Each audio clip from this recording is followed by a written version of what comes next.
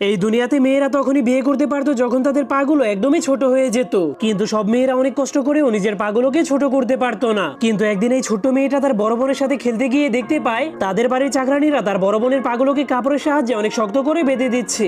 যা দেখার পর সে অনেক অবাক হয়ে যায়, কারণ তার বোনের পাগুলো তার হাতের চাইতেও বেশি ছোট ছিল। কিন্তু যখনই চাকরানীরা সেই ছোট্ট মেয়েটাকে দেখতে পায় তখনই তারা দরজা বন্ধ করে দেয়, কারণ এখানে বড় মেয়েদের পা কাউকে দেখানোর কোনো অনুমতি ছিল না। এরপর ছোট্ট মেয়েটা তার বড় বোনের মন খারাপ দেখতে পেয়ে তার বড় বোনকে খুশি করার জন্য জড়িয়ে ধরে। কিন্তু এর কিছুক্ষণ পরেই ছেলেপক্ষ তাকে নিয়ে যাওয়ার জন্য পালকি পাঠিয়ে দেয়। কিন্তু তখন মেয়েটা তার পরিবারকে শেষ বিদায় দেওয়ার সময় তার মনটা অনেক খারাপ হয়ে যায়। এরপর এক বছর কেটে যাওয়ার পরেও ছোট্ট মেয়েটা তার বড় বোনকে অনেক মিস করছিল। এই জন্য সে নিজেই তার বোনের জন্য ছোট্ট সাইজের জুতো বানাতে শুরু করে। তখন মেয়েটা সেই জুতোগুলো নিজের পায়ে পরার চেষ্টা করে, কিন্তু তার পাগুলো অনেক বড় ছিল। কিন্তু তখনই তার মা তাকে জোর করে ঘরে নিয়ে যায়। এরপর তার মা তাকে একটা চেয়ারের উপরে বসিয়ে তার পায়ের উপরে প্রচন্ড শক্ত করে সেই কাপড় পেঁচাতে শুরু করে দেয়, যার কারণে মেয়েটা ব্যথার কারণে অনেক জোরে জোরে